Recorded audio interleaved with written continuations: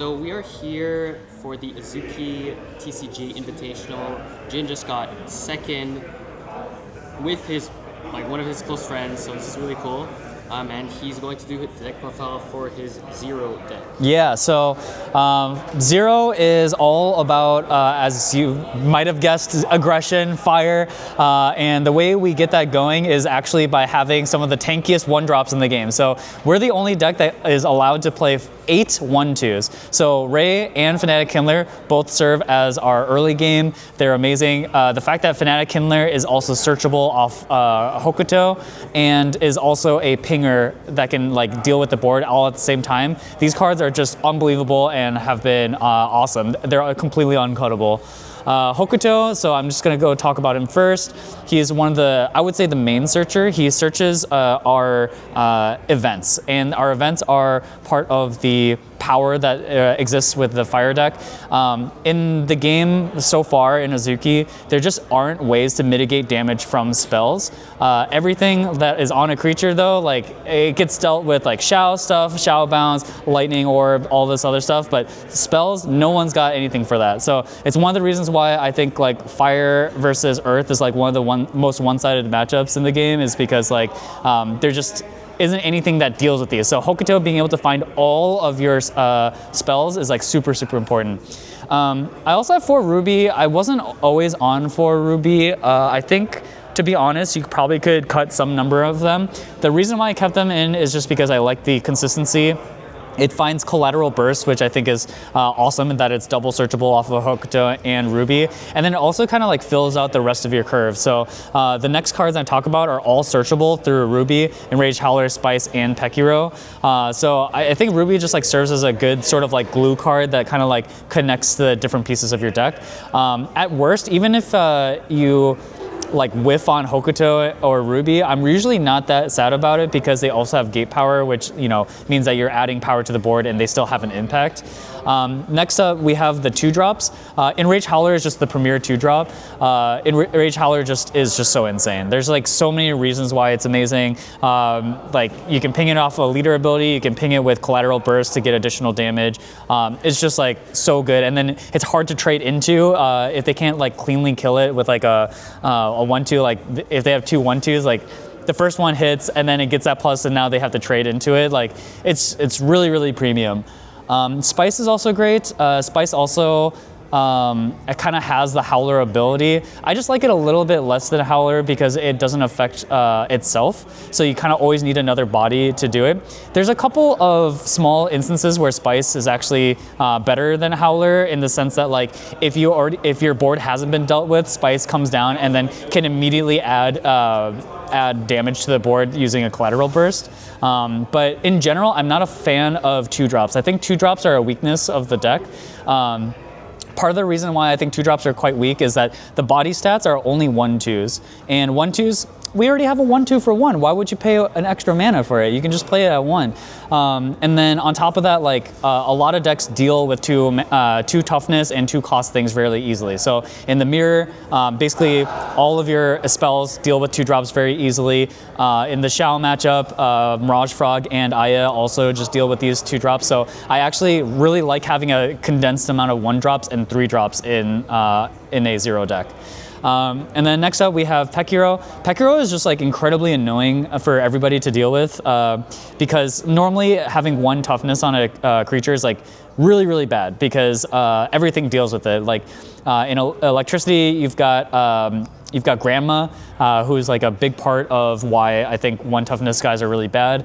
But Pekiro has protection, and he can redirect that damage elsewhere. And there's a lot of situations that Pekiro sort of makes your opponent's ability to deal with your board really awkward, and so I like it a lot. It also has Gate 2 for some reason, and Gate 2 is just ridiculous. And if you ever get the opening to push something through with Pekiro's Gate, it's just so much damage. Next up, I have Black Jade Decoy. I think this card is just the GOAT. This is one of the ways that you can mitigate dice roll advantage. Going first, going second, because of how aggressive the format is, makes a lot of a difference. But if you go second, Blackjay Decoy is like the ultimate tempo stealer, because what I normally do is I hold coin or the Ikuzo token going second until my 3 Ikuzo turn. And then I pop it, and then I pop whatever they played because it deals 2 damage. And then ideally I can play a 2-drop, but also it's okay if I play a 1-drop as well. Like, so very often what happens is I clear their board while establishing my board, and now tempo has completely reversed. Now they have to deal with my stuff and like try to push for board, and it's just really hard to do that continually. So I love this card. I don't think I would go 4 because it's unsearchable, and I don't want it on the play. And yeah, but I also wouldn't drop it because it's unsearchable.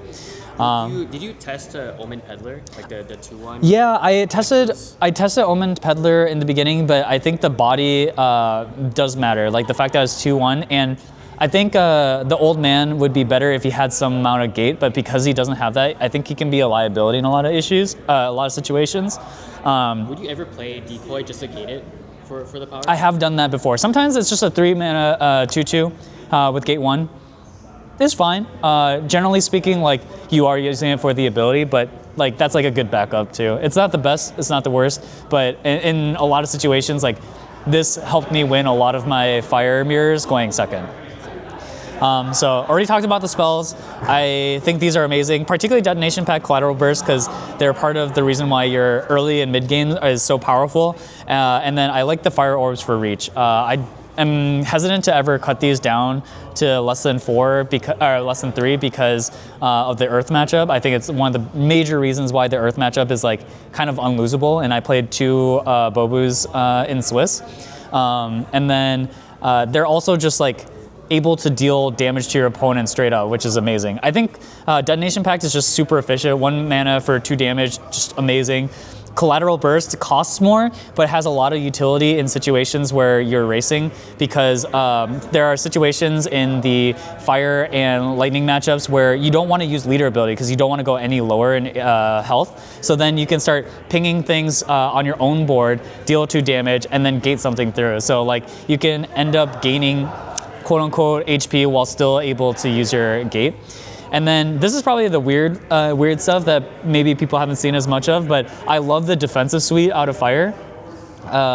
Fire, I feel like a lot of times the counterplay to Fire is to get them low enough where they can't use cards like Fire Orb or their leader ability or whatever. But Healing Flutter allows you to get above certain thresholds. So I think it's like really important to know like what damage is potentially possible out of your opponent. And it can really trip up your opponent. Like a lot of the time your opponent is trying to calculate if they can like 2-turn kill you, like get you low enough and then next turn kill you. Healing Flutter completely like sometimes just obliterates their plans, and then they're forced to play an extra turn, and an extra turn is usually all you need to kill them with your extra damage.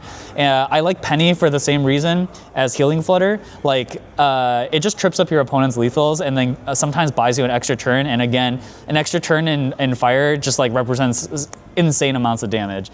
And then we have Scarlet, who is just like the premier finisher of the deck. Can't go out of home without 4 copies. Like it's unsearchable to begin with, but like for 5 mana, you just have 7 unblockable damage potentially. Is just so insane. And it's part of the reason why like Fire's so scary to play against, because like, you know, you might have just like a couple 1/1s here and there, and your opponent might feel safe at like 10 HP or whatever, but like because of Scarlet, we can kill people out of nowhere. And so I really like that a lot. Scarlet also doesn't require as much damage to yourself like Tenmoku Daiki does. So I don't personally love Tenmoku Daiki. But yeah, so my build is very, very defensive. The idea is to trip up my opponent's lethals and then steal tempo and then beat them on the turn after. Would you change anything after the tournament if you have to like replay it? That's tough, honestly. I think this list is like really, really good for where the meta's at. I don't think I would change anything, to be honest. Yeah, maybe I could see myself cutting a Ruby and fitting something in, but I'm not even sure what I would even want to bring in for the Ruby. You're not playing Seer, like the 1-drop 2-1? Yeah, so the Seer is good into certain matchups, but I think it can be a liability. Again, I just hate playing. I just hate playing things that are 1 toughness, and Seer also doesn't have gate power, so. I like when it trades with a Ruby or something, like it feels bad. Like, yeah, you get to push damage, but like I just generally feel like it just dies. Everyone is playing Pekiro. People are also playing the Ritualist, so even more so, 2-1s just kind of die like very easily. So I hate that personally. But I think it is probably worth taking a look at. But I thought I didn't care for it, so.